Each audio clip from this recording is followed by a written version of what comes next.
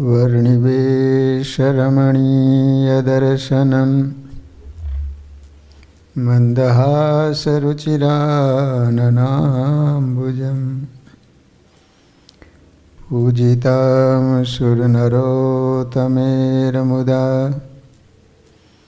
धर्मनन्दनमहं विचिन्तये। ओमयवतारिणे श्री स्वामिनारायणाय नमो नमः। श्री हरिकृष्णाय घनश्यामाय नीलकण्ठाय श्री सरयूदासाय नमो नमः।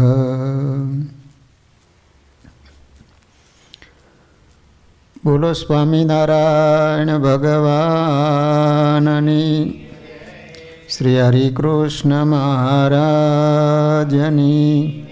श्री राधा कृष्ण देव, श्री नरनारायण देवनी, श्री लक्ष्मी नारायण देवनी। बधा ज हरिभक्तों ने घणा भावथी जय स्वामीनारायण। वाला भक्तजनों, आपणे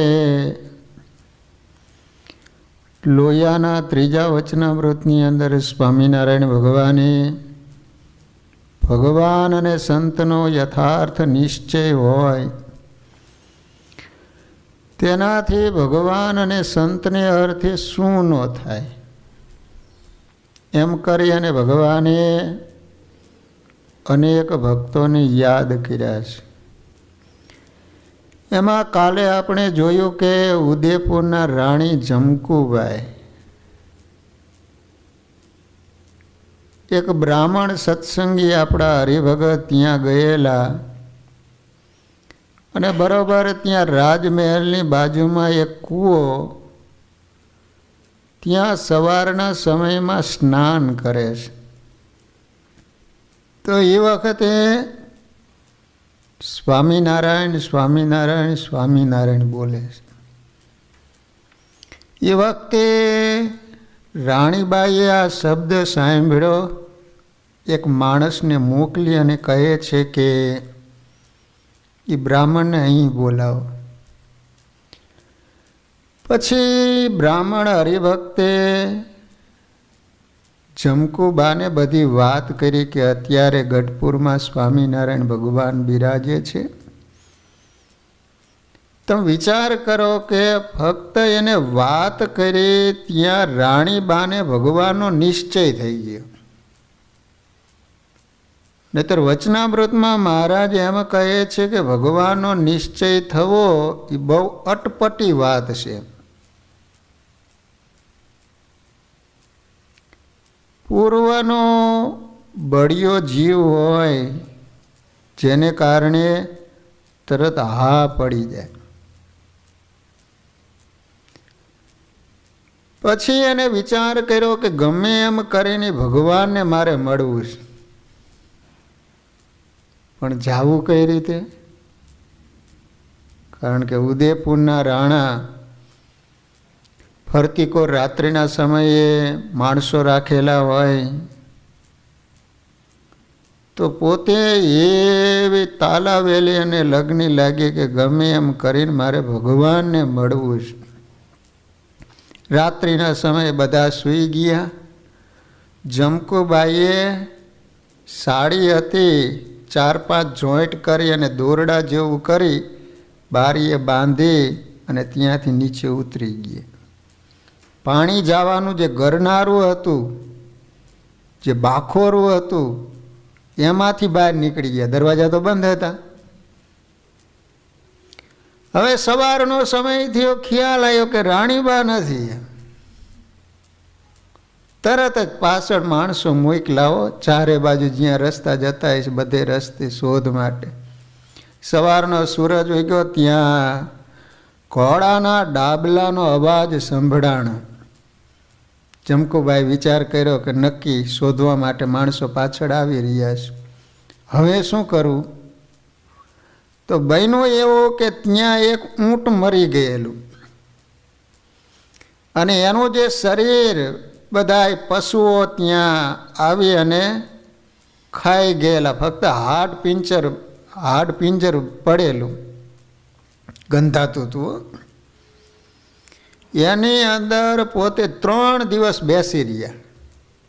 હવે લાગ્યું કે માણસોની અવર જવર બંધ થઈ ગઈ છે.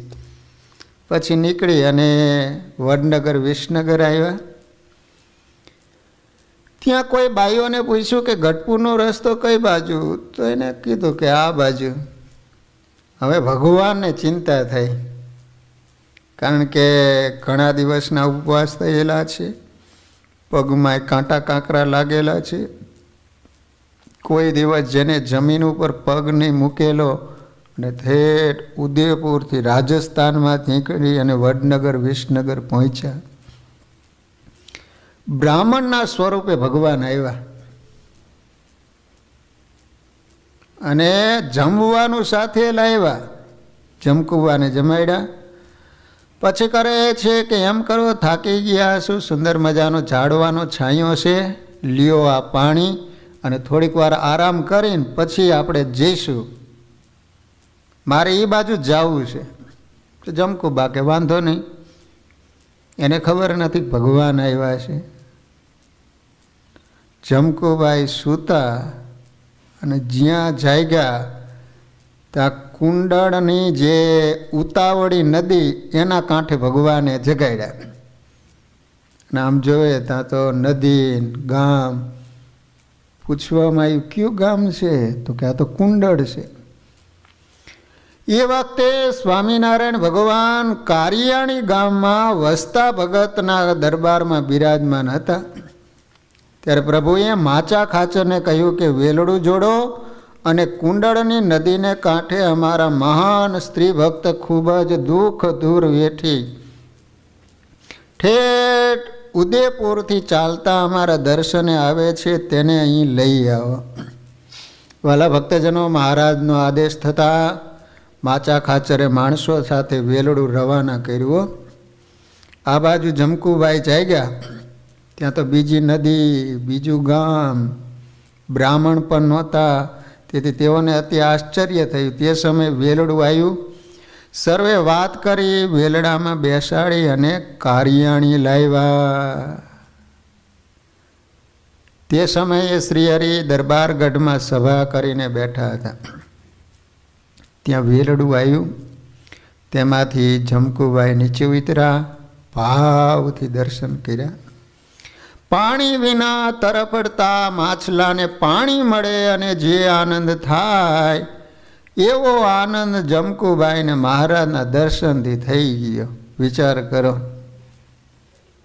ભગવાન માટે કેવા તલસી રહ્યા હતા અને આટલી મહેનતને અંતે જ્યારે ભગવાનના દર્શન થયા હશે ત્યારે જમકુબાઈને કેટલો આનંદ થયો હશે.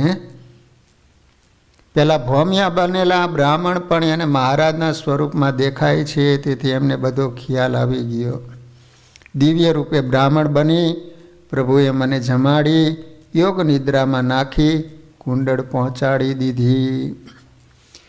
જમકુબા તો મટકો માર્યા વિના મહારાજને જોઈ જ રહ્યા. જે રીતે ચાતક પક્ષી ચંદ્રમાને જોઈ રહે ને, એક મીટ્યા મહારાજને સામે જોઈ જ રહ્યા છે.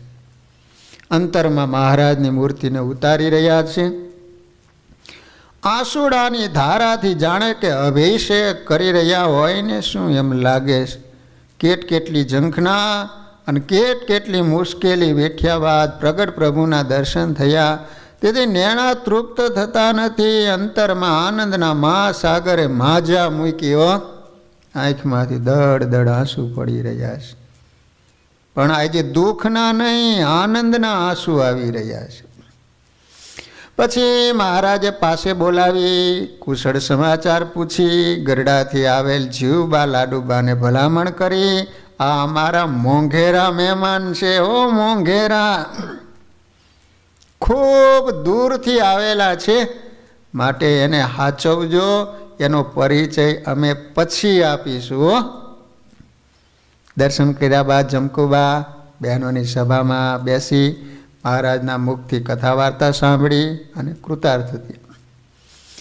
પછી થોડા દિવસ બાદ મહારાજ સાથે તેઓ પણ ગઢડા આવ્યા. મહિમા જાણી નાનામાં નાની સેવા કરવા લાગ્યા. નીચી ટેલ મળે તો માને મોટા ભાગ્ય જો, ભવ બ્રહ્માદિકને નિશ્ચય મળતી નથી, પુરુષોત્તમ પાસે બેઠાની જાગજો.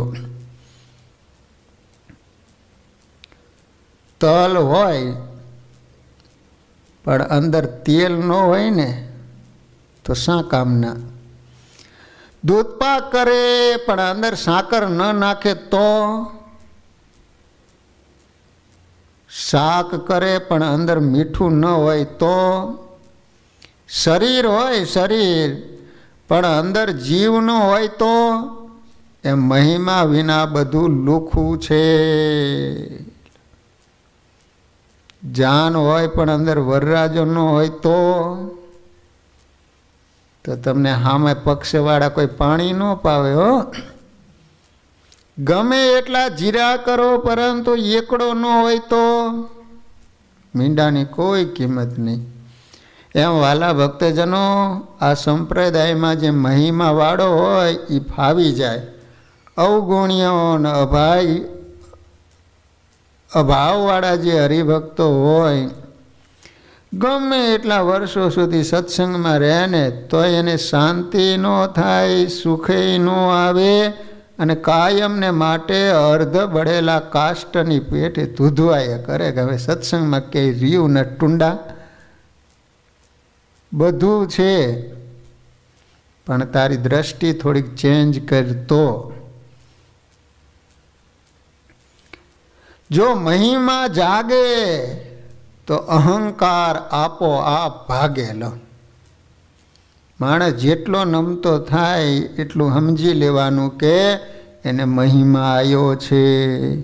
જેટલો અટંટ રહે, કોઈને નમે નહીં, તો સમજી લેવાનું કે હજી આને મહારાજનો મહિમા સમજાણો નથી.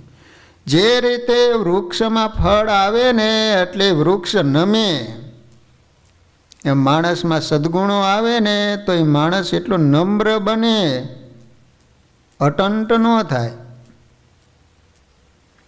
મહિમા જાગે ત્યારે આજ્ઞા સહેજે પડે અને મહિમા સમજાય એટલે સેવા પણ આપ મેળે થવા લાગે. એને પ્રેરણા કરવી ન પડે, કેવું ન પડે. જમકુબાના અંતરમાં મહિમા જાગ્યો છે હો. તેથી કોઈના કયા વિના દોડી દોડીને નાની મોટી સેવા કર્યા કરે. એક દિવસ મહારાજ અક્ષર ઓરડેથી સંતોની ધર્મશાળા બાજુ જતા હતા ત્યારે દરબારગઢના ફળિયામાં જમકુબાને વાળતા જોયા. હાવેણો લઈને વાળતા હો. તેથી તુરંત મહારાજે જીવવા લાડુબાને બોલાવીને પૂછ્યું, તમે જમકુબા પાસે આવી સેવા કરાવો છો? ત્યારે બંને બહેનોએ કહ્યું, મહારાજ એ બેન તો ના કહીએ ને તોય વાળે છે, લીપે છે અને ગાય ભેંસના છાણ વાસીદા પણ કરે છે. આખો દિવસ સેવા અને સ્મરણ કર્યા જ કરે છે. લો, આજ પણ તમે જાઓ ઉદયપુરમાં જે મહેલ છે, અહીંયા આજ મોટી મોટી પાર્ટીઓ ત્યાં લગ્ન કરવા માટે જાય છે. કરોડો રૂપિયા ત્યાં ખર્ચે છે. એવો રાજમહેલ આજ પણ ઊભો છે હો. આટલા વર્ષો પછી પણ એના રાણી હતા. ત્યારે મહારાજે એમને કહ્યું, જીવબા લાડુબા સાંભળો, એ આ ઉદયપુરના મહારાણાના મહારાણી છે અને તમારા જેવા અનેક લોકો તો એમને ત્યાં નોકરો છે, નોકરો. છતાં એ બધું છોડીને અહીં અમારા દર્શન કરવા અને ભગવાન ભજવા આવ્યા છે, માટે એનું વિશેષ ધ્યાન રાખજો. પહેલો જ શબ્દ લોયાના ત્રીજા વચનામૃતની, જેને ભગવાનનો યથાર્થ નિશ્ચય થાય ત્યારે એનાથી ભગવાન અને સંતને અર્થે શું ન થાય. લો, શું ન થાય એનો અર્થ શું થયો? એનાથી બધું જ થાય. લોકલાજનો ત્યાગ કરે, સ્ત્રી હોય પુરુષનો ત્યાગ કરે, પુરુષ હોય તો સ્ત્રીનો ત્યાગ કરે. આવું સાંભળી બંને બહેનો પણ જમકુબાનો મહિમા સમજી તેઓનો વિશેષ ખ્યાલ રાખવા માંડ્યા. હવે ખ્યાલ આવ્યો કે ઓહો ઉદયપુરના રાણા એની પત્ની છે. એક સમયે ભુજથી લાદીબા સંઘ લઈને ગઢપુર દર્શને આવ્યા. ત્યારે મહારાજ એમને કહ્યું, તમામ મુમુક્ષુને સાથે લઈ જાઓ, કાયમ એનું ધ્યાન રાખજો. પછી જમકુબાને બોલાવીને કહ્યું, ઉદયપુરના રાણાને ખબર પડશે તો અહીં ઉપાધિ કરશે હો, માટે તમે લાધીબા સાથે ભૂજ જાઓ, ત્યાં રહીને મારું ભજન કરજો. સમય હોય ત્યારે દર્શને આવજો. આજથી તમારું નામ માતાજી પાડી દઉં છું. નકર જમકુબા કર્યા કરે પાછા સમાચાર ક્યાંક પહોંચે, દિવાલની કાન હોય ને.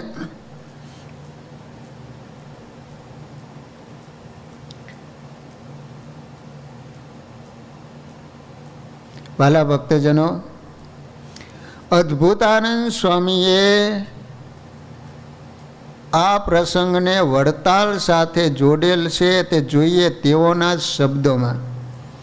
ત્યારે બ્રાહ્મણ કહે, મારે પણ જે આપણે આગળ વાત કરી હતી અલગ અલગ શાસ્ત્રોમાં થોડોક ફેર છે. એ અદ્ભુતાનંદ સ્વામીએ વાતોની અંદર લખેલો છે. પછી તો લાધીબા માતાજીને ભુજ લઈ ગયા છે. કાલે જે રીતે આપણે લાધીબાની વાત સાંભળી, એને કહ્યું કે કાલ બપોરે હું ધામમાં જવાની છું. ત્યારે જમકુબા કહે છે કે બા, મને તો મહારાજે એમ કહ્યું હતું કે લાધીબા સાથે રહીજો, તો હવે તમે તો ધામમાં જતા રહીશો તો મારું કોણ એમ, માટે તમારે જવું હોય તો મને પણ સાથે લેતા જાવ. તો લાધીબા પણ એવા સમર્થ હતા, તો કહે છે કે તો તમે પણ બેસો ધ્યાનમાં. ચોકો કરી ધ્યાનમાં બેઠા અને મહારાજ મુક્તોને સાથે લઈને તેડવા માટે આવ્યા. થોડીક વાર પછી લાધીબા કહે છે કે બધાએ ધૂન બોલો, અને લાધીબાને પણ મહારાજ ધામમાં તેડી ગયા. એક જ ચિતામાં બંનેનો અગ્નિ સંસ્કાર કરવામાં આવ્યો. વાલા ભક્તજનો, આ રીતે ઉદયપુરના રાણી જમકુબા એને ભગવાનને અર્થે શું કર્યું એ આપણે જીવન ચરિત્ર દ્વારા જાણ્યું. હવે મહારાજે લોયાના ત્રીજા વચનામૃતની અંદર મુક્તાનંદ સ્વામીને યાદ કર્યા. મુક્તાનંદ સ્વામી, રામાનંદ સ્વામી, એમની પાસે 60 સાધુ હતા, પરંતુ સૌથી મોટા હોય તો રામદાસ સ્વામી હતા અને બીજા નંબરના મુક્તાનંદ સ્વામી હતા. મહારાજથી 40 વર્ષે ઉંમરે મોટા હતા. લો, સ્વામિનારાયણ ભગવાન પણ એમને ગુરુ તરીકે સ્વીકારતા હતા. આમ મહારાજ બેઠા હોય તો રમૂજ કરે, હાસ્ય વિનોદ કરે, પણ મુક્તાનંદ સ્વામી આવે એટલે બધું બંધ. સ્વામી ન હોય ત્યારે રમતય રમી લે, બધું કરી લે, જે કાંઈ ખેલકૂદ કરવો હોય. પણ સ્વામી આવે એટલે પછી તમારે બેસી જાય ચેલાની જેમ. વાલા ભક્તજનો, મુક્તાનંદ સ્વામી એટલે અક્ષરધામના મુક્ત. મુક્તાનંદ સ્વામી એટલે અમરાપુરમાં પ્રગટ થયેલા મુક્ત. અમરાપર ગામ છે હો, અમરાપુર, અમરેલી એની બાજુમાં જ.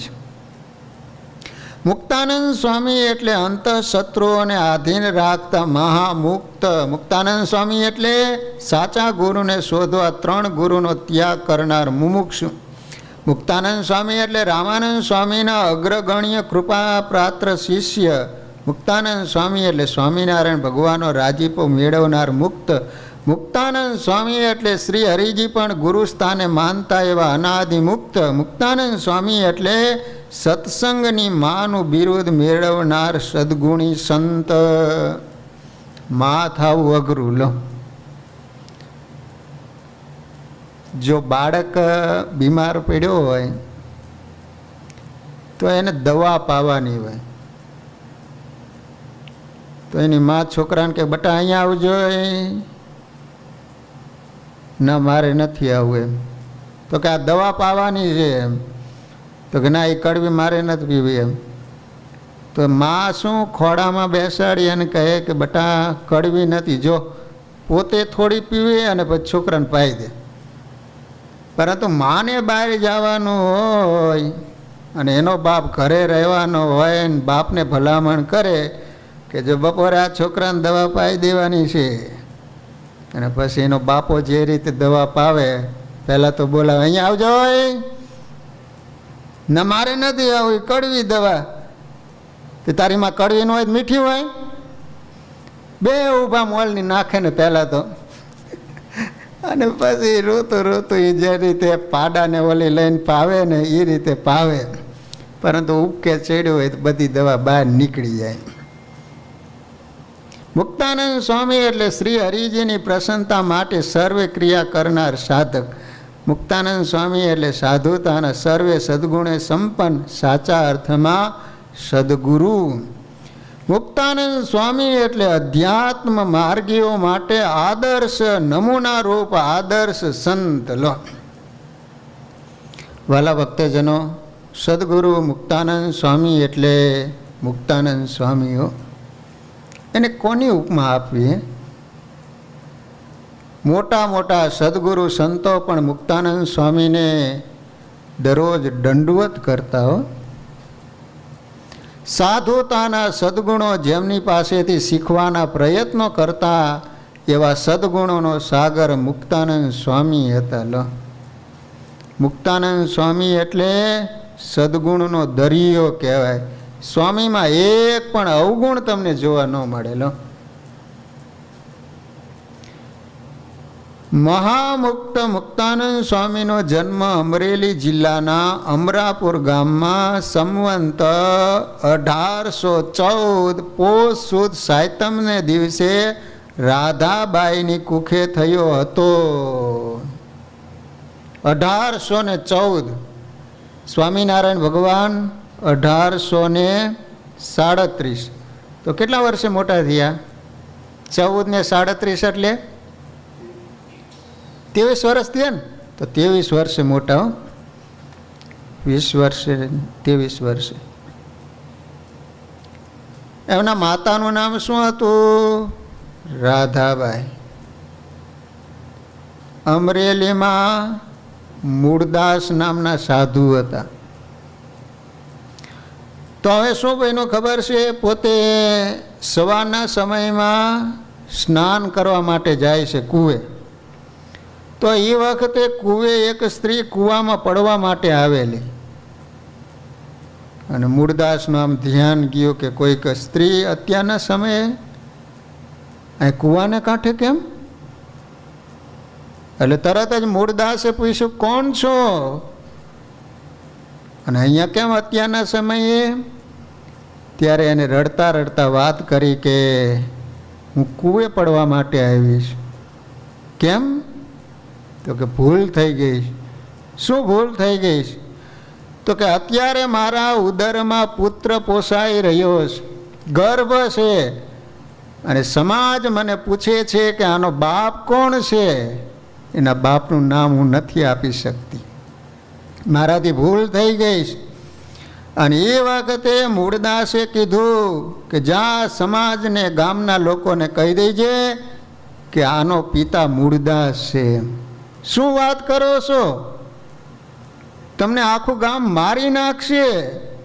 તો તું નામ આપી દેજે ને. અને વાલા ભક્તજનો, કદાચ તમને ખ્યાલ હશે કે જ્યારે બાઈએ મૂળદાસનું નામ આપ્યું, જે મૂળદાસ અમરેલીનો આખો પંથક જેને ભગવાન તરીકે માનતો, આ મૂળદાસ શેરીમાં નીકળ્યા હોય ને તો છોકરાઓને પગમાં ફેંકે, આટલો મહિમા. પણ જ્યારે નામ આપ્યું ને ત્યારે એ જ સમાજે ખાસડાની માળા બનાવી અને મૂળદાસના ગળામાં પહેરાવી અને કહેવાય છે કે એને કાઢી મૂક્યા હતા. અને વાલા ભક્તજનો, એ મૂળદાસે જે બાઈ કૂવામાં પડવા માટે આવેલી એ જ બાઈને પોતાના આશ્રમમાં રાખી, અને સમય જતાં એક દીકરીનો જન્મ થયો. એ દીકરીનું નામ બીજું કોઈ નહીં પણ રાધાબાઈ. અને એ અમરાપરની અંદર આનંદરામ નામના જે બ્રાહ્મણ હતા એની સાથે લગ્ન કરવામાં આવ્યા. અને સમય જતાં એ રાધાબાઈના કુખ થકી એક દીકરાનો જન્મ થયો. એ બીજા કોઈ નહીં પણ આપણા મુક્તાનંદ સ્વામી. વિચાર કરો. અમરાપુર ગામના ચોરામાં શ્રી રામની સેવા પૂજા કરવાથી રામાનંદી સાધુ તરીકે ઓળખાતા હતા. આજ પણ ગામનો ચોરો મોજૂદ છે. અમે ગયા હતા. આજ પણ મુક્તાનંદ સ્વામીનો જન્મ જે ઘરમાં થયેલો એ ઘર પણ આજે પ્રસાદીનું છે. વાલા ભક્તજનો, પુત્રના જન્મની ખુશાલીમાં મહામુક્તનું નામ મુકુંદ રાખવામાં આવ્યું. તેઓ નાનપણથી ખૂબ રૂપાળા હતા. બચપણથી જ રામાયણના પ્રખર અભ્યાસી હતા. કંઠ અત્યંત મધુરો હતો. મુકુંદના મુખેથી રામાયણનું શ્રવણ કરવું એ જીવનનો અનેરો લાવો હતો. એ ગામના ચોરે જ્યારે રામાયણની ચોપાઈઓ લલકારે, આખું ગામ સાંભળવા માટે આવે. એવો ભગવાને મધુરો કંઠ આપેલો સ્વામીને. તેઓ જ્યારે રામાયણની કથા કરતા ત્યારે બાઈઓ અને ભાઈઓની ભીડ જમતી. અમરેલીના સંત મૂળદાસ જેવા મહાપુરુષની કૃપાથી મુકુંદદાસના અંતરમાં નાનપણથી જ મુમુક્ષતા પાંગરી હતી. એમનું મન સહજ વિતરાગી સંત જેવું હતું. તેઓએ મનોમન નક્કી કરેલું કે આજીવન બ્રહ્મચર્ય પાળવું અને પોતાના સંકલ્પને સિદ્ધ કરાવે એવા સદગુરુને શોધીને એમને જીવન સમર્પિત કરી દેવું. ભગવાનની ભક્તિમાં ગુલતાન મુકુંદદાસને સંસારના બંધનો ગમતા નહોતા, પરંતુ એમની મરજી ન હોવા છતાં એ જમાનાની રીત પ્રમાણે નાની ઉંમરમાં એને પરણાવી દીધા હતા. પરણ્યા પછી પણ તેમને અખંડ સંયમ રાખ્યો હતો. સામાન્ય સંસારી લોકોને આ વાત ન મનાય એવી છે, પરંતુ મુકુંદદાસનું હૈયું તો હાથ ઝાલી ભવસાગર પાર કરાવે એવા સદગુરુની શોધ માટે તલક્ષતું હતું. તેઓ કોઈ પણ ભોગે સંસારની જંજાળના બંધનોને તોડીને સદગુરુની શોધમાં નીકળી જવા માગતા હતા, પરંતુ માતા પિતા અને પત્ની એમને છોડવા માગતા નહોતા. આખરે એમને જળ ભરતની કથા સાંભળીને જાણી જોઈને ગાંડા જેવો વ્યવહાર કરવા લાગ્યા. આમ રજા નહીં આપે. ડાયા થઈ રહ્યા છે ને એટલે રજા નહીં આપે. હવે જાણી જોઈને ગાંડા બન્યા. હસતા જાય, નાચતા જાય, ગાતા જાય અને બોલતા જાય. રામ ઘટાઘટ મવડી ફૂલી, રામ ઘટાઘટ મવડી ફૂલી. મુકુંદદાસના મુખેથી નીકળેલા મહાવાક્યનો અર્થ અદ્ભુત હતો. ઘટો ઘટમાં રામ બિરાજે છે, કરતા હરતા એ જ છે, છતાં મોહની મદિરાનું પાન કરી લોકો મેં કર્યું એમ મિથ્યા અભિમાનથી ફૂલાતા ફરે છે. એનો અર્થ આવું થાય, રામ ઘટાઘટ મવડી ફૂલી લો. બધું ભગવાન કરનારા છે, છતાંય પણ માણસને મિથ્યા અભિમાન થાય છે. ફૂલાતો ફરે છે કે મેં કર્યું લો, હું કરું એ જ અજ્ઞાનતા, શકટનો ભાર જેમ શ્વાન તાણે. ઉનાળાના સમયમાં ખેડૂત લોકો ગાડામાં ભોર ભરી અને જ્યારે બળદ ખેંચીને જતા હોય, ઉનાળાનો સમય હોય, તાપ હોય, એને કારણે ઓલા કૂતરાને તડકો લાગે એટલે ગાડા નીચે ચાલે. ત્યારે કૂતરાને એમ થાય કે આખું ગાડું ઉપાડીને હું ચાલું છું, પણ એને ખબર નથી કે આ બળદ ઉપાડીને ચાલે. એમ આપણે થોડીક મહેનત કરી સગાવાલાનું પોષણ કરતા હોઈએ ને, એટલે આપણને એમ થાય કે આ સંસાર તો હું જ ચલાવું છું એમ. પણ આપણી તો કૂતરા જેવી ગતિ છે. ભગવાન ચલાવે છે.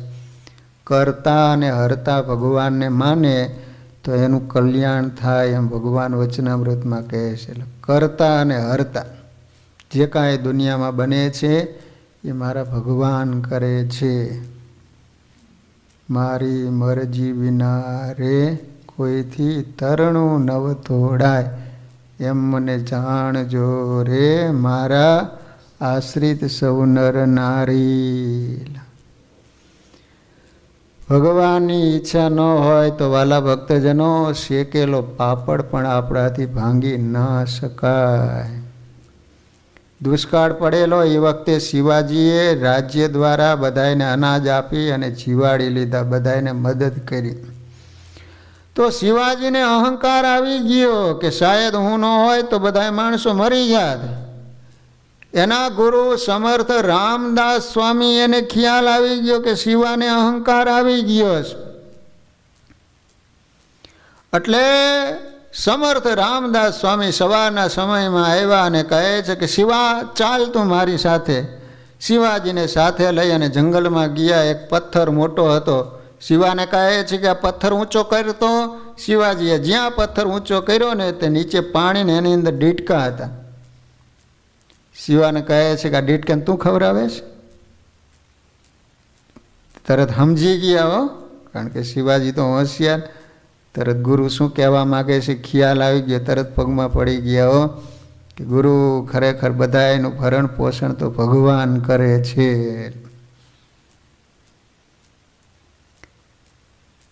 જો જગતના જીવ અને ભગવાનના ભગત અભિમાન તો બંનેને આવે, પરંતુ ભગવાનના ભગત હોય એને જ્યારે અભિમાન આવે ત્યારે ભગવાન એન કેન દ્વારા અભિમાન ઉતારી દે. પરંતુ જગતના જીવને જ્યારે અભિમાન આવે ચોક્કસ એનું પતન થાય.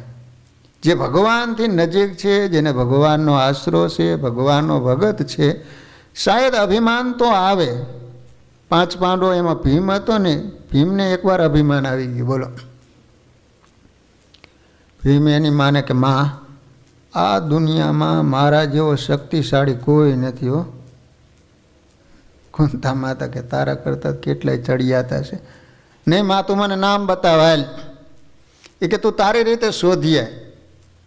અને ભીમ ઉપડ્યો મારો આમ હાલ્યો જાય. આમ ભીમ એટલે 100 મણ તો ખીચડી ખાઈ જતો. એ ભીમના ખાટલાના પાયા પડ્યા છે. પાયા હમણાં મેં જોયા હતા ફેસબુકમાં, કોકે મૂક્યા હતા. કેવડા મોટા પાયા હતા ખબર હે? લોખંડના હતા. લોખંડના નહીં પણ ઓલા પથ્થરના હતા. લાકડાના ભાંગી નાખે. તે ચાલ્યો જાય છે. એમાં રસ્તામાં એક ભાઈ સૂતેલો. ભીમ કે આય એક બાજુ હટજો, મારે આગળ જવું છે. તો ઓલે તમે સામું ન જોયું. આય નથી સાંભળતો, એક બાજુ ખસ, મારે આગળ જવું છે એમ. તો એ ઓલે આમ કંઈ મચક ન આવી અને ભીમનો મગજ ગયો. બાજુમાં નાનો એવો ડુંગરો પડ્યો હતો ને એને ઉપાડ્યો. એક બાજુ જવું છે કે નાખું ઉપર, અને મોટો પથ્થર હતો ને ઓલાની ઉપર આમ ફેંક્યો. તો ઓલો હુતા હુતા ભીમને કહે છે કે હે છોકરા, કાંકરી ચાડો શું કરેશ? બોલો, મોટો પથ્થર નાખ્યો તો કે કાંકરી ચાડો શું કરે છે એમ. અને મારો ઊભો થયો. ઓલો ભીમને કહે છે કે તારે જાવું હોય જા, આય તને માર્યા વિના ન મૂકવું. ભીમ આગળ ને ઓલો પાછળ. તે ભીમ દોડતો ચાલ્યો જાય છે. એમાં રસ્તામાં એક ઠૂઠો ભાઈ સામો મળ્યો. ભીમને કહે છે કે કેમ દોડતો જાસ? તો કે પાછળ આ રીતે એક ભાઈ સૂતો હતો ને મેં એને કીધું કે એક બાજુ ખઈશો નહીં ને. એ મોટો પથ્થર નાખ્યો ને તો એ કહે છે કે એ છોકરા, કાંકરી ચાડો શું કરસ?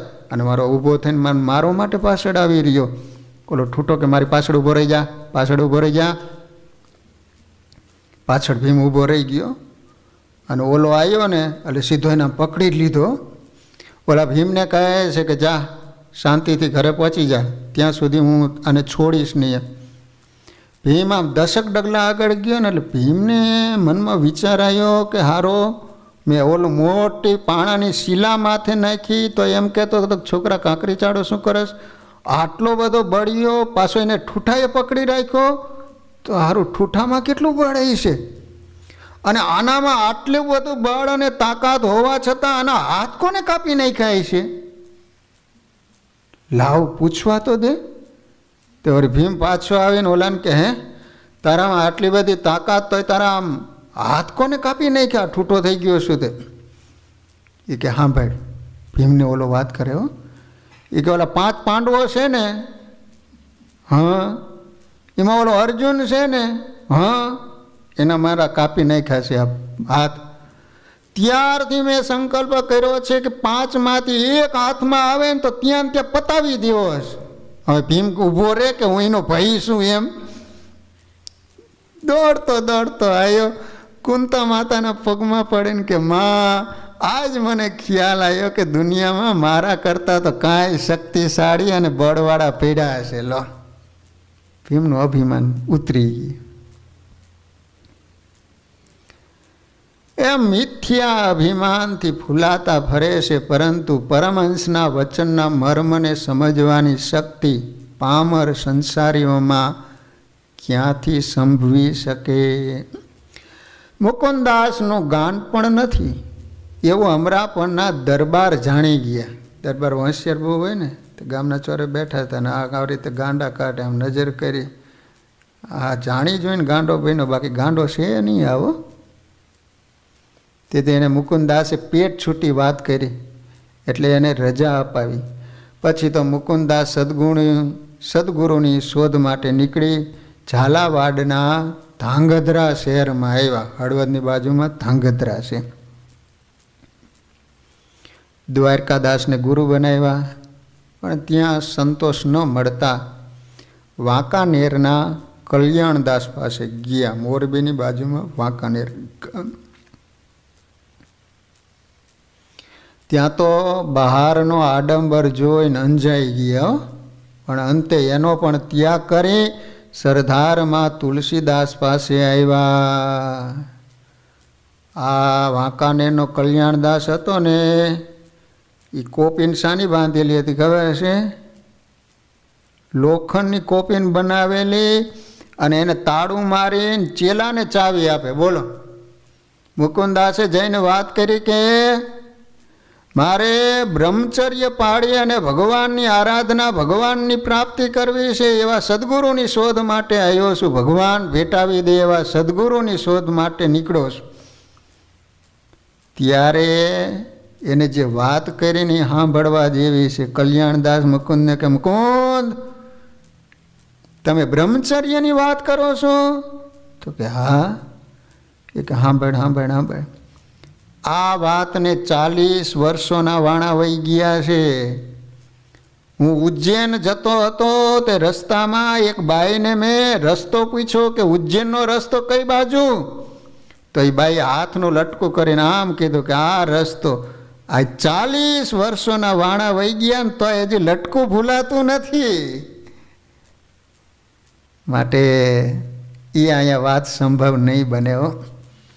પછી તુલસીદાસનો ત્યાગ કરી અને સરદારમાં આવ્યા છે. કલ્યાણદાસનો ત્યાગ કરી અને ત્યાં તુલસીદાસ હતા એની પાસે આવ્યા. ત્યાં પણ શાંતિ ન મળી.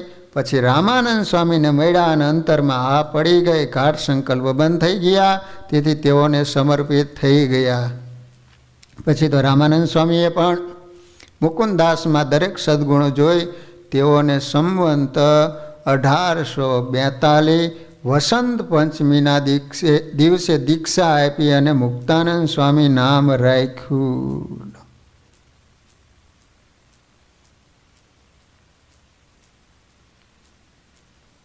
બ્રહ્માનંદ સ્વામીનો જન્મ પણ વસંત પંચમીના દિવસે થયો. સ્વામિનારાયણ ભગવાને દીક્ષા પણ વસંત પંચમીના દિવસે આપી, અને મૂડીમાં રાધાકૃષ્ણ દેવની પ્રતિષ્ઠા પણ વસંત પંચમીના દિવસે કરી. સ્વામિનારાયણ ભગવાને શિક્ષાપત્રી વડતાલમાં વસંત પંચમીના દિવસે લખી. રામાનંદ સ્વામીને દીક્ષા પણ રામાનંદ સ્વામીએ વસંત પંચમીના દિવસે આપી, અને મુક્તાનંદ સ્વામી નામ રાખ્યું. 1837માં ભગવાનનું પ્રાગટ્ય થયું. મુક્તાનંદ સ્વામીને દીક્ષા આપી 1842, 37, 39, 40, 41, 42. ઘનશ્યામ મહારાજ 6 વર્ષના હતા ને ત્યારે દીક્ષા આપી લો. તે સમયે સ્વામીની ઉંમર 28 વર્ષની હતી દીક્ષા લીધી ત્યારે. પછી તો મુક્તાનંદ સ્વામી ગુરુ આજ્ઞાથી લોજના આશ્રમની જવાબદારી સંભાળી અને ત્યાં રહેલા 50 ઉપરાંત સંતોને મોક્ષના માર્ગે માર્ગદર્શન આપી રહ્યા હતા. મુક્તાનંદ સ્વામીને સદગુરુની શોધ પૂરી થઈ હતી, પણ હજી પરમાત્માના મિલનની પ્યાસ અધૂરી હતી. સદગુરુ મળી ગયા પરંતુ ભગવાન બાકી છે હજી, અને એ પ્યાસ પૂર્ણ થવાનો મંગલ અવસર નજીક આવી ગયો. સંવંત 1856ની શ્રાવણ વદ 6ને દિવસે મહાપ્રભુ શ્રી હરિજી નીલકંઠ વર્ણી રૂપે સોરઠમાં લોજ ગામમાં આવી ગયા અને મુક્તાનંદ સ્વામીની છેલ્લી શોધ પણ પૂરી થઈ ગઈ. જો સાચી પ્યાસ હોય તો વિચાર કરો કે નીલકંઠ મહાપ્રભુ પહેલા રામાનંદ સ્વામીને ન મળ્યા, પહેલા મુક્તાનંદ સ્વામીને મળ્યા. પછી તો નીલકંઠ વર્ણી મટીને સહજાનંદ સ્વામી બન્યા અને એ મટીને ભગવાન સ્વામિનારાયણ બન્યા. તે સાથોસાથ મુક્તાનંદ સ્વામીની પણ અધ્યાત્મ યાત્રા આગળ વધતી ગઈ. પછી તો ગુરુ આજ્ઞાથી તેઓની અનન્ય નિષ્ઠા સહજાનંદ સ્વામી પ્રત્યે થઈ હતી. નીલકંઠ મહાપ્રભુએ રામાનંદ સ્વામીને ગુરુ તરીકે સ્વીકાર્યા, પરંતુ તેઓ ટૂંક સમયમાં ધામમાં જતા રહ્યા. જોકે રામાનંદ સ્વામીએ પોતાની હયાતીમાં જ નીલકંઠ વર્ણીને સંવંત 1857માં દીક્ષા આપી સહજાનંદ સ્વામી બનાવ્યા અને 1858માં પોતાની ગાદી આપીને ઉદ્ધવ સંપ્રદાયના ગુરુ બનાવ્યા હતા. તો પણ ગુરુ રામાનંદ સ્વામી ધામમાં ગયા પછી ગુરુના કૃપાપાત્ર શિષ્ય મુક્તાનંદ સ્વામીમાં ગુરુ બુદ્ધિ રાખી ગુરુ તરીકે માનતા હતા. એકવાર ગઢપુરમાં શ્રી હરિજી પોઢી ગયા હતા. એટલે મુક્તાનંદ સ્વામી અને ચૈતન્યાનંદ સ્વામી પ્રભુની પગચંપી કરવા લાગ્યા. પગચંપી.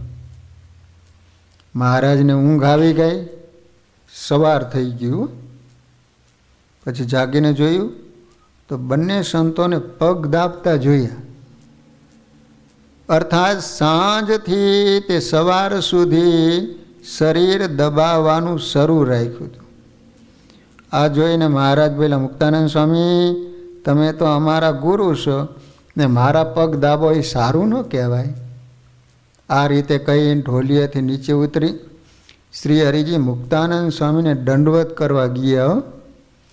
ત્યારે સ્વામી દિલગીર થઈ ગયા. ત્યારે શ્રી હરિજી કહે, સ્વામી તમે દિલગીર ન થાવો, અપરાધ તો અમને થયો છે. એમ કહીને મુક્તાનંદ સ્વામી ઉપર શ્રીજી મહારાજ બહુ રાજી થયા. એક વખત તો શ્રીજી મહારાજે સભામાં સૌ સંતને પૂછ્યું, તમે કેટલી માળા ફેરવો? કોઈ કે કહ્યું હું 500 માળા ફેરવું, કોઈ કે હું 1000 માળા ફેરવું, કોઈ કે હું 200. મુક્તાનંદ સ્વામીને શ્રી હરિએ પૂછ્યું, સ્વામીજી તમે કેટલી માળા ફેરવો છો? સ્વામી કહે હું તો 50 માળા ફેરવું, 50. ત્યારે મહારાજ કે કેવી રીતે 50 માળા ફેરવો છો? આવું સાંભળી મુક્તાનંદ સ્વામી કહેવા લાગ્યા, તમારા એક અંગ ધારીને ફેરવું, તેમાં જો બીજો સંકલ્પ થાય તો એ માળા ખોટી પડે. ત્યારે શ્રીજી મહારાજ બોલ્યા, આ 50 માળા આગળ બીજાની 1000 માળા હોય તો પણ ઓછી પડે. આવું સાંભળી સમજી ગયા કે ઉતાવળી લહર કે માળા ન ફેરવી, પણ મૂર્તિને મનમાં ધારી અથવા વૃત્તિમાં ધારીને માળા ફેરવી. મુક્તાનંદ સ્વામીએ કામને જીત્યો હતો, એ રીતે ક્રોધને પણ જીત્યો હતો. સ્વામીને કોઈ ક્રોધ ન કરાવી શકતું. એવા અડબંગી બાવાઓ આવતા ત્યારે શ્રીજી મહારાજ મુક્તાનંદ સ્વામીને એની પાસે મોકલતા. કોઈ માર કરતું આવતું હોય ને, સ્વામીનો એક શબ્દ સાંભળે તો હાથમાં તલવાર પડી જતી. માર કરતા આવતા વૈરાગીઓને પણ પોતાના આચરણને કારણે અને મધુર વાણીને કારણે ઠંડા બોળ કરીને જમાડીને હસતા હસતા વિદાય કરી દેતા. વિચાર કરો કે સ્વામીની વાણી કેટલી મધુર હશે. પ્રિય વાક્ય પ્રદાનેન સર્વે જંતવ તુષ્યતિ તસ્માત પ્રિય હિ વક્તવ્યમ વચને કા દરિદ્રતા.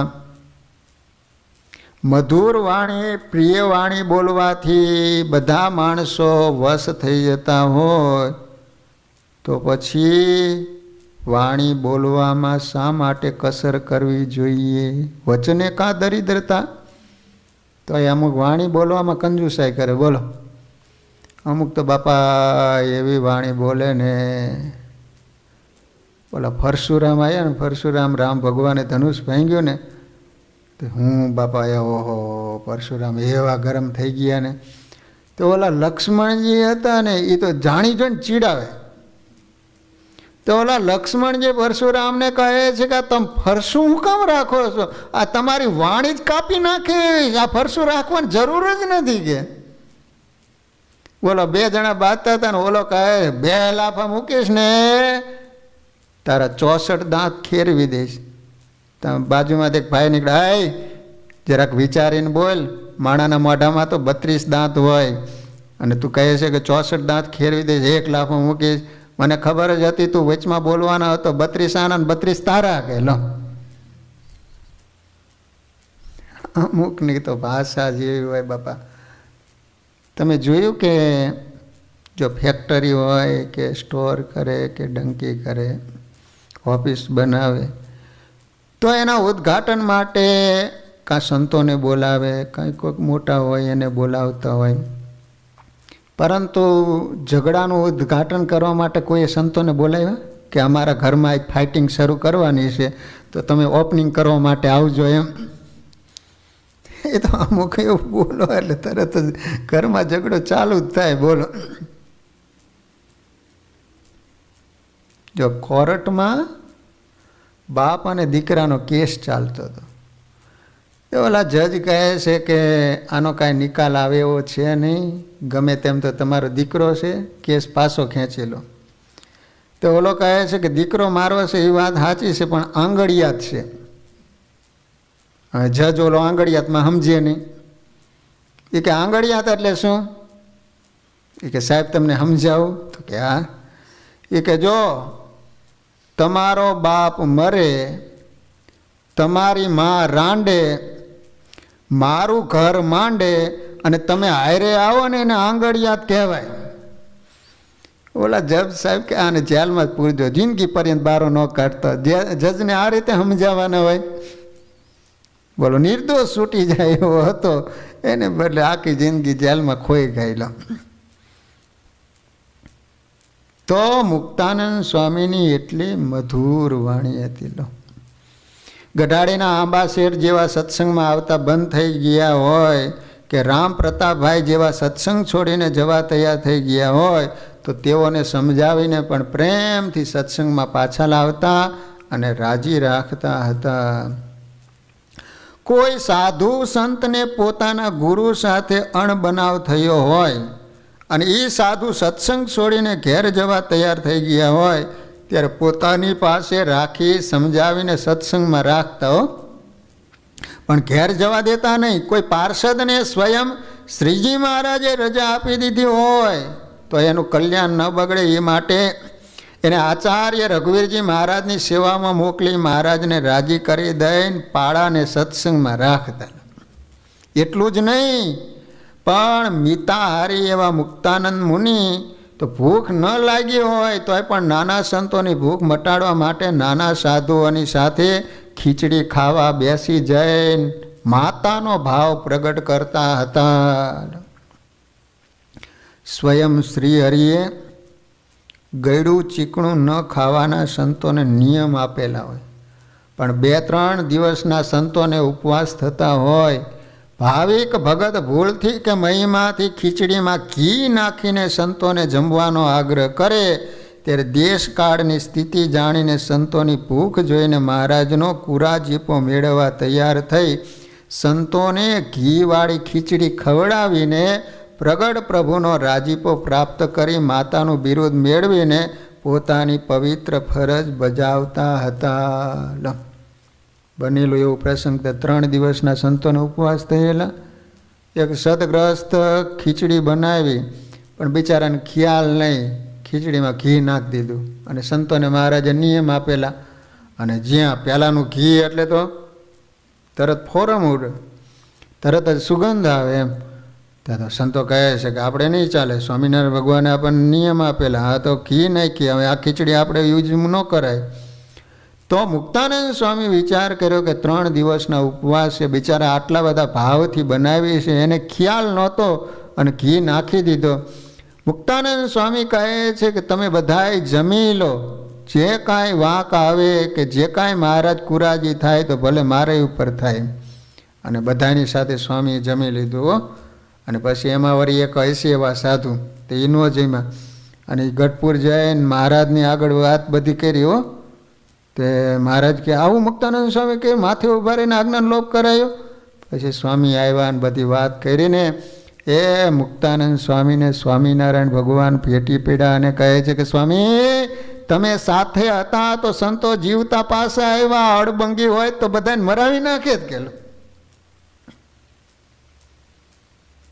મહારાજની આજ્ઞા માનીને ધાંગધ્રા જેવા શહેરોમાં વૈરાગી બાવાઓનો માર ખાઈને મહારાજની આજ્ઞાથી મારડી જેવા ગામોમાં ભગવાનની જેમ પૂજા અંગીકાર કરીને સુરત જેવા શહેરમાં ભાલચંદ્ર શેઠ જેવાએ મારેલ ભાજીના ડાળખાને પ્રેમથી લઈ ભાજી બનાવી ભગવાનને ધરાવી જમનારા.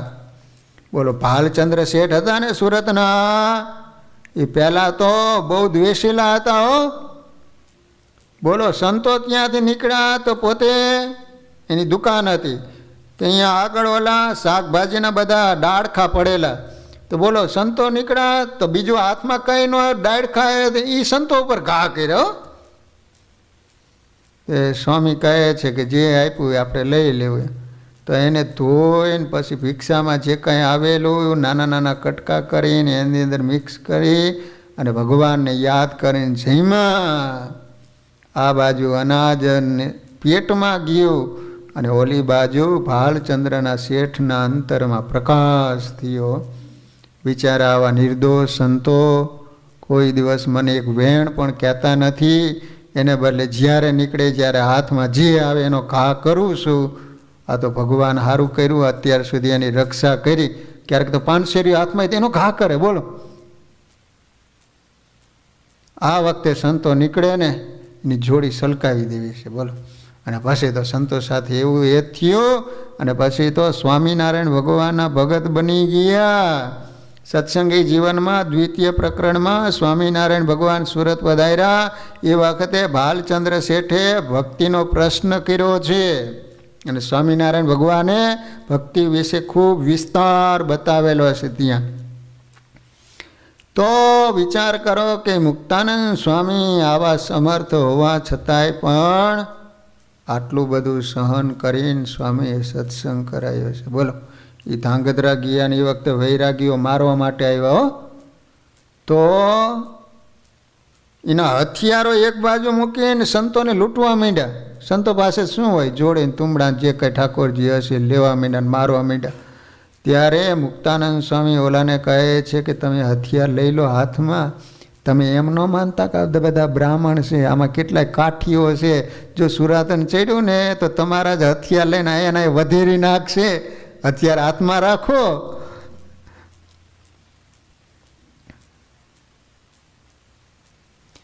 ગાંડલાની મૂડી ડોશીએ મારેલ ધોળના પોતાની દિવેટ બનાવી મહારાજની આરતી ઉતારનાર મુક્તાનંદ સ્વામીના જેટલા સદગુણો ગાઈએ કે લખીએ એટલા ઓછા પડે. એટલે ગાંડલા નામનું ગામ છે. હો ત્યાં મૂડી ડોશી હતી. તો બરાબર સવારના સમયમાં ભિક્ષા માગવા માટે નીકળ્યા અને એ ધોળ કરતી હતી. ઓલું આવે ને ધોળ કરવાનું, શું કહેવાય ને, પોતું કહેવાય એવું. તો બોલો, સંતો ઉપર ઘા કર્યો એને. તો સંતો કે જે આપ્યું એ. તો એને પોતાને લઈ ગયા. પછી સરોવર તળાવ હશે ત્યાં ધોઈને પછી એના તાતણા કાઢીને એની દિવેટ બનાવી અને સાંજના સમયે ઠાકોરજીની આરતી ઉતારી. આરતીનો પ્રકાશ થયો અને ડોળસીના હૈયામાં પ્રકાશ થયો. બોલો, અને એ ગાંડલાની મૂડી ડોસી સત્સંગી બની ગઈ અને કેવી કેફવારી બની કે જ્યારે એનો અંત અવસ્થા આવ્યો ને ત્યારે એનો પતિ કહે છે કે તારે આત્માની સદગતિ થાય એટલે એકાદશીનું પુણ્ય મૂકું છું એમ. અને અંતે કહે છે કે તું તો ભગવાનની ભગત, તું તો ધામમાં જઈશ, પરંતુ મેં તો જિંદગી પર્યંત કંઈ કર્યું નથી. ત્યારે મૂડીની ઓલા કાંડલા ગામની મૂડી ડોસી કહે છે કે આવી શું નમાલી વાત કરો છો? એ 40 વર્ષ ત્યાં મારા હાથના રોટલા ખાવો છો. મારા હાથના ઘડેરા રોટલા જેને ખાધા હશે ને એનું સ્વામિનારાયણ ભગવાન કલ્યાણ કરશે. લો,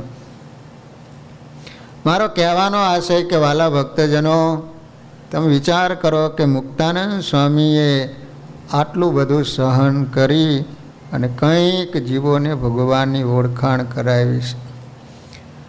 બ્રહ્મચારી અક્ષરાનંદ સ્વામીએ પોતાની વાતોમાં મહામુક્ત મુક્તાનંદ સ્વામીની મોટાઈ વર્ણવી છે એ હું આપની આગળ ટૂંકમાં જણાવું છું. વડોદરા સત્સંગ સમાજના આગેવાન રામચંદ્ર વૈદ સત્સંગમાં આવ્યા પહેલાં ડાકોરના ઠાકોરના ભગત હતા. એકવાર એમને સંકલ્પ થયો કે મારું કલ્યાણ થશે કે નહીં થાય એની પરીક્ષા ડાકોરનાથજી પાસેથી કરવી. આવો સંકલ્પ કરીને તેઓ ડાકોરનાથના દેરા ઉપર અગાસીમાં જઈને રાત્રે સૂતા હો, અને મનોમન સંકલ્પ કર્યો કે જો મને ડાકોરનાથ રણછોડરાય મૂર્તિમાન આવીને કહે કે તારું કલ્યાણ થશે કે નહીં થાય, ત્યાર પછી અનજડ લેવું. લો, રામચંદ્ર વૈદ્યનો દૃઢ સંકલ્પ જોઈ ડાકોરનાથ બ્રાહ્મણનું રૂપ ધારણ કરીને આવ્યા ને કહેવા લાગ્યા, રામચંદ્ર, તારા જીવનો મોક્ષ કરવો હોય ને તો અમદાવાદમાં સ્વામિનારાયણ ભગવાનના સાધુ મુક્તાનંદ સ્વામી છે, એમની પાસે જાઓ તો તમારું કલ્યાણ કરશે. આવું કોને કીધું? ડાકોરના ઠાકોર, તારા બંધ દરવાજા ખોલ, એને કીધું. કોને? રામચંદ્ર વૈદને, કે તારું કલ્યાણ મુક્તાનંદ સ્વામી કરશે. આવું સાંભળી રામચંદ્ર પૂછ્યું, તમે કોણ છો? તો કે હું ડાકોરનાથ પોતે છું. ત્યારે વૈદ્યનાથે પૂછ્યું, હું કેમ સત્ય માનું કે તમે ડાકોરનાથ છો? ત્યારે પ્રભુ બોલ્યા, આ મૂર્તિમાં હું પ્રવેશ કરું તો તારે જાણું કે ડાકોરનાથ છે. પછી તેઓના કયા મુજબ ડાકોરનાથની મૂર્તિમાં એ બ્રાહ્મણ લીન થઈ ગયા. એટલે સત્ય માની રામચંદ્ર અમદાવાદ ગયા. ત્યાં જઈ મુક્તાનંદ સ્વામીને બધી વાત કરી, સત્સંગી થયા. વિચાર કરો કે ડાકોરનાથ પણ બીજાને આગળ મુક્તાનંદ સ્વામીનો આટલો બધો મહિમા સમજાવે છે. એક દિવસ ઉમરેઠના હરિભક્તોએ નિત્યાનંદ સ્વામીને કહ્યું, સ્વામી, મુક્તાનંદ સ્વામી બહુ મોટા સંત છે. ત્યારે નિત્યાનંદ સ્વામી બોલ્યા, આ બ્રહ્માની સૃષ્ટિમાં મુક્તાનંદ સ્વામી જેવો બીજો કોઈ સમર્થ પુરુષ નથી. તે તો એ એક જ છે, માટે એમના જેવો બીજો હું ક્યાંથી લાવું? એકવાર તો શ્રીજી મહારાજે મુક્તાનંદ સ્વામીને કહ્યું, સ્વામી, તમારી મોટપને જાણો છો? સ્વામી કે ના મહારાજ, હું જાણતો નથી. ત્યારે મહારાજ કે અલ્પ જીવો જીવ હોય, અલ્પ જીવો, અને તમે સંકલ્પ કરો કે આ જીવ ઠેઠ અક્ષરધામમાં જાય તો એ જીવ અક્ષરધામમાં જઈને પૂગે, એવું તમારા સંકલ્પમાં બળ છે અને તમારી મોટપ તો અપાર છે. એકવાર મહારાજ કે સ્વામી, એક તમારે મારો યોગ છે અને એક અક્ષરના મુક્તને મારો યોગ છે, બીજા કોઈને મારો યોગ નથી. વાલા ભક્તજનો, મુક્તાનંદ સ્વામી અધ્યાત્મ સદગુણોનો ખજાનો હતા. એ જ રીતે વ્યવહારિક ગુણો પણ એમનામાં અપાર હતા. હો, મોટા ભાગે એવું જોવા મળતું હોય કે અધ્યાત્મ માર્ગમાં જે સંત આગળ હોય એને વ્યવહારના ગુણોમાં ફાવટ ન હોય, અને જે વ્યવહારમાં બહુ જાણતો હોય એને અધ્યાત્મ માર્ગમાં રુચિ ઓછી હોય. પરંતુ મુક્તાનંદ સ્વામી બંને માર્ગમાં એકો હતા. હો, મુક્તાનંદ સ્વામીના વ્યવહારિક ગુણોને જોઈએ ને તો નાના હતા ત્યારથી ચોપાઈઓ સરસ ગાતા હતા. પછી તો અલગ અલગ રાગના અનેક કીર્તનો મહારાજની આગળ સભામાં બોલતા હતા. અર્થાત સ્વામી ગાયક હતા. સ્વામી શાસ્ત્રીય રાગો ખૂબ જાણતા અને ગાતા. એનો પુરાવો હરિચરિત્રામૃત સાગર ગ્રંથ બતાવે છે. વાલા ભક્તજનો, મુક્તાનંદ સ્વામી સંસ્કૃત ભાષાના વિદ્વાન હતા. તેઓએ ભુજમાં અને અમદાવાદમાં સંસ્કૃતનો અભ્યાસ કર્યો હતો. કાર્યાણીમાં મુક્તાનંદ સ્વામીએ રામાનુજાચાર્ય વિરચિત શ્રી ભાષ્ય સહિત વ્યાસ સૂત્રોની કથા સંસ્કૃતમાં કરી હતી. બોલો, મુક્તાનંદ સ્વામી કવિ હતા. સ્વામીના હજારો કીર્તનો છે. સ્વામિનારાયણ સંપ્રદાયમાં બ્રહ્માનંદ સ્વામીને બાદ કરતા સૌથી વધારે કીર્તનો મુક્તાનંદ સ્વામીના છે. આજે પણ સંતો ભક્તો ભાઈઓ બહેનો સ્વામીના કીર્તનો ખૂબ ગાય છે. મુક્તાનંદ સ્વામી લેખક પણ હતા, કવિ હતા, વિદ્વાન હતા, લેખક પણ હતા. તેઓએ સંસ્કૃત ભાષામાં 7 મોટા મોટા ગ્રંથો લખ્યા છે. એમાં બ્રહ્મસૂત્ર ભાષ્ય રત્નમ, નિર્ણય પંચકમ, હનુમત સ્તોત્રમ વગેરેનો સમાવેશ થાય છે. પ્રાકૃત ભાષામાં મુક્તાનંદ કાવ્ય, જેની અંદર 20 ગ્રંથો છે. મુક્તાનંદ કાવ્યના 20 ગ્રંથો છે. ભાગવત સાર, ચિરંજીવી પદ, સત્સંગી જીવન પ્રાકૃત અને કૃષ્ણ પ્રસાદ સંક્ષિપ્ત વગેરેનો સમાવેશ થાય છે. મુક્તાનંદ સ્વામી નાડી વૈદ પણ હતા. લો, આમ નાડી જોઈએ ને તો ખ્યાલ આવી જાય કે આને કયો રોગ છે એમ. જો અત્યારે સ્વામી હોય તો નિલેશભાઈનો તરત જાણી તમારે રિપોર્ટ એકે નો કઢાવવો પડે. લો, તેઓ નાડી જોઈને દવા લેવાનું કહેતા હો. કાર્યાણીમાં શ્રીજી મહારાજની તબિયત બગડી ત્યારે મહારાજે મુક્તાનંદ સ્વામીને કહી, સ્વામી અમારી નાડી જોવો જોઈએ. વચનામૃતમાં આવે છે હો. શરીરમાં કસર જણાય છે. બીજા પણ પ્રસંગોમાં સ્વામીનો નાડી વૈદ તરીકે ઉલ્લેખ છે. એ મુક્તાનંદ સ્વામી સંગીતકાર પણ હતા. તેઓ સરોદો વગાડવામાં માસ્ટરી હતા. સરોદો વાયોલિન જેવો આવે ને, જ્યારે જ્યારે કીર્તનો ગાતા ત્યારે ત્યારે મોટે ભાગે સરોદો વગાડીને કીર્તનો બોલતા. તેઓ અનેક રાગ વગાડી જાણતા હતા. મુક્તાનંદ સ્વામી સારા નૃત્યકાર હતા.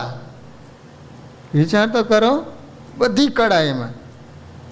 તેઓ નૃત્ય કરતા કરતા આબેહૂબ હાથીને પગના અંગૂઠા વડે ચિતરી દેતા હતા. એ તાલમાં, લયમાં અને ઠેકાઓ સાથે તેઓ શાસ્ત્રીય નૃત્ય પણ જાણતા હતા. પગમાં ઘૂંઘર બાંધીને નૃત્ય કરતા.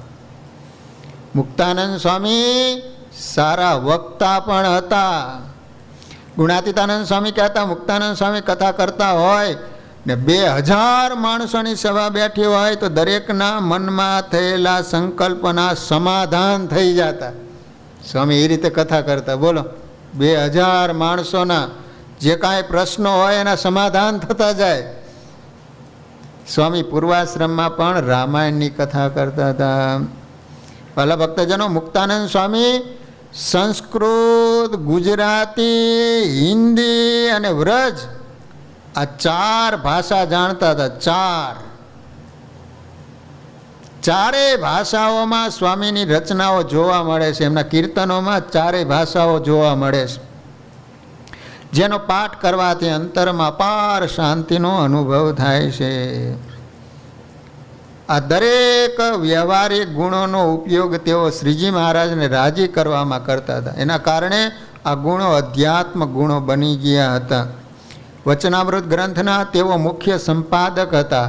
તે ગ્રંથમાં સ્વામીએ સંતો વતી, હરિભક્તો વતી અને નવા મુમુક્ષો વતી શ્રીજી મહારાજને મોક્ષ માર્ગ સંબંધી 92 પ્રશ્નો પૂછી શ્રી હરિજીનું માર્ગદર્શન મેળવી ભક્તોને યથા યોગ્ય જ્ઞાન પૂરું પાડ્યું છે. કેટલા પ્રશ્નો છે? 92. 90 + 2. પોતે તો મહાજ્ઞાની હતા. તેઓ સર્વશાસ્ત્રોના જ્ઞાતા હોવા છતાં અજાણ્યા થઈ મુમુક્ષુના હિતાર્થે સત્સંગના પ્રશ્નો પૂછી સત્સંગીઓની ખૂબ મોટી સેવા કરી છે. વાલા ભક્તજનો, પોતાના દાસપણાના અંગેની સૌને પ્રતીતિ કરાવી, સૌને લાગુ પડે એવા ધર્મ, જ્ઞાન, વૈરાગ્ય અને ભક્તિના ઉત્કર્ષ માટેના પ્રશ્નો પૂછી સંતો ભક્તોને મોક્ષમૂલક ભાથું બાંધી આપ્યું છે. શ્રી હરિજીએ સ્વયં સ્વમુખે વચનામૃતમાં મુક્તાનંદ સ્વામીનો મહિમા કહ્યો છે. તેમના સદ્ગુણોની પ્રશંસા કરી છે, તે આપને હું જણાવું. મહારાજે કાર્યાણીનું ત્રીજું વચનામૃત એની અંદર એમ કહે છે કે આ સુકમુનિ બહુ મોટા સાધુ છે અને જે દિવસથી અમારી પાસે રહ્યા છે તે દિવસથી એને ચડતો ને ચડતો રંગ છે, મંદ તો પડતો નથી, માટે એ તો મુક્તાનંદ સ્વામી જેવા છે. લોયાનું છઠ્ઠું વચનામૃત. ઊંડા ઘાટ થવા માંડે ત્યારે ધ્યાનને પડતું મૂકીને જીભે કરીને ઊંચ સ્વરે નિર્લજ થઈ તાલી વજાડીને સ્વામિનારાયણ સ્વામિનારાયણ ભજન કરવું તથા ભગવાનના સંત જે મુક્તાનંદ સ્વામી જેવા મોટા હોય એના નામ લઈને એની પ્રાર્થના કરવી તો ઘાટ સર્વે ટળી જાય, નિરાયત થાય. પણ એ વિના બીજો એવો ઘાટ ટાળિયાનો ઉપાય નથી. સ્વયં સ્વામિનારાયણ ભગવાન કહે છે. લોયાના 13મા વચનામૃતની અંદર એમ કહે છે કે એ નારાયણને લઈને તો જેને વિશે મોટપ કહીએ એને વિશે સંભવે, અને હમણાં મુક્તાનંદ સ્વામી જેવા સંતને વિશે એ નારાયણને લઈને તો એને પણ ભગવાન જેવા કહેવાય. અને નારાયણને લીધા વિના તો અક્ષરને પણ ભગવાન ન કહેવાય તો બીજાની શી વાત. લોયાનું 17મું વચનામૃત. ભગવાનનો તો યથાર્થ નિશ્ચય હોય તો પણ જો પંચ વિષયનો અત્યંત અભાવ ન થઈ ગયો હોય અને એની આસક્તિ હોય ને તો વિષયનું મુક્તાનંદ સ્વામી જેવા ખંડન કરે ને તો એનું માથું શસ્ત્રે કરીને મુકાવી દેવો દ્રોહ કરે. વાલા ભક્તજનો, આ રીતે સ્વામિનારાયણ ભગવાને ઘણા બધા વચનામૃતની અંદર મુક્તાનંદ સ્વામીને યાદ કર્યા છે. હરિચરિત્રામૃત સાગરની અંદર પણ શ્રીજી મહારાજે મુક્તાનંદ સ્વામીના સદ્ગુણોની ખૂબ પ્રશંસા કરી છે. એ સિવાય સ્વામીના પ્રસંગો એટલા બધા છે કે સર્વને ભેગા કરવામાં આવે ને તો એક મોટું પુસ્તક બને. અષાઢી સંવંત 1886 જેઠ સુદ દશમ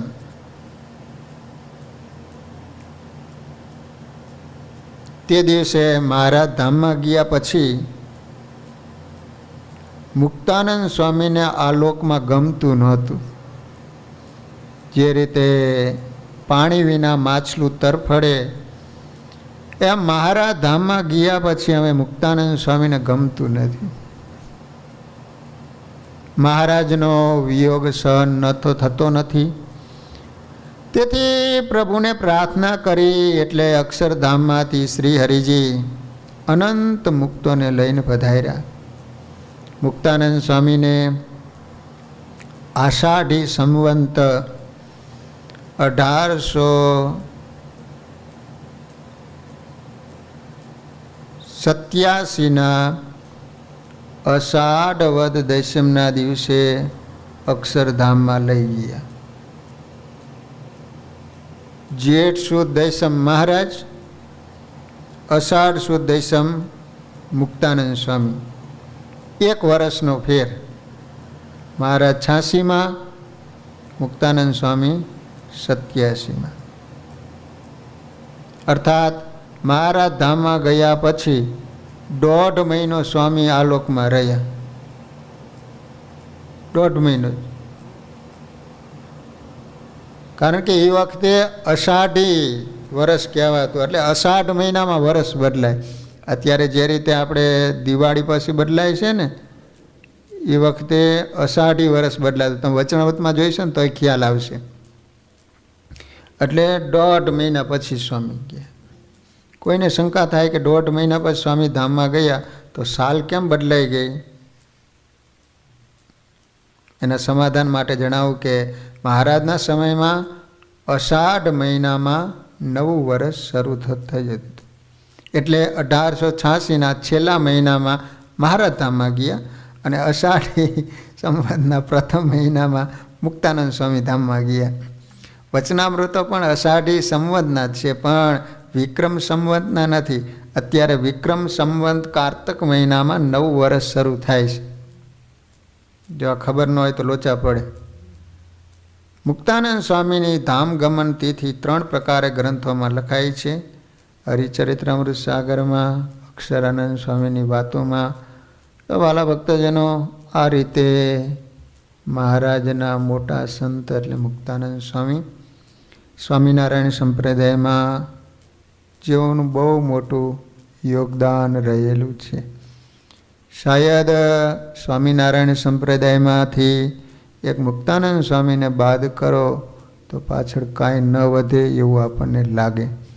સ્વામીનું સમર્પણ, નહીતર વિચાર કરો કે રામાનંદ સ્વામી પછી ગાદીના અધિકારી તો મુક્તાનંદ સ્વામી જ હતા, કારણ કે સૌથી મોટા હતા અને બધી રીતે પાછા તૈયાર હતા. વ્યવહારમાં એટલા પાવરફુલ, આધ્યાત્મ માર્ગમાં બધી કળાઓ સ્વામીની અંદર, બધી આવડત, સંતો હરિભક્તોને કઈ રીતે હાચવવા, ટોટલી કહી શકાય આપણે. છતાંય પણ એ ગાદીનો ત્યાગ કરી દીધો અને સભામાં કીધું કે ગુરુદેવ, તમારી ગાદીને લાયક તો સહજાનંદ સ્વામી છે. પહેલો સૂર પુરાયો હોય તો એ મુક્તાનંદ સ્વામી. અદ્ભુત છે સમર્પણ સ્વામીનું. નકર ગાદી માટે તો કેવા ડખા બાપા, તોબા તોબા મચાવે. એને બદલે સામેથી ત્યાગ કરવો એ તો મુક્તાનંદ સ્વામીથી થઈ શકે. તો વાલા ભક્તજનો, આ રીતે સ્વામિનારાયણ ભગવાને લોહિયાના 3જા વચનામૃતની અંદર સ્વામીને યાદ કર્યા. એનું ટૂંકમાં આપણે જીવન ચરિત્ર જોયું. કથાનો સમય પૂરો. હરિસ્મરણ સાથે કથાને વિરામ. શ્રીપતિમ શ્રીધરમ સર્વદે ધર્માત્મજમ વાસુદેવમ હરે માધવમ કેશવમ કામદમ સ્વામિનારાયણમ નીલકંઠ સ્વામિનારાયણ સ્વામિનારાયણ સ્વામિનારાયણ સ્વામિનારાયણ સ્વામી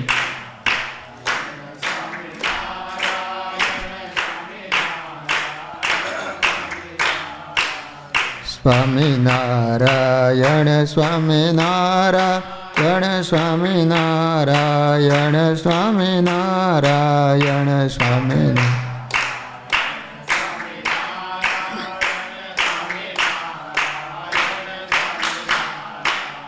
સ્વામિનારાયણ સ્વામિનારાયણ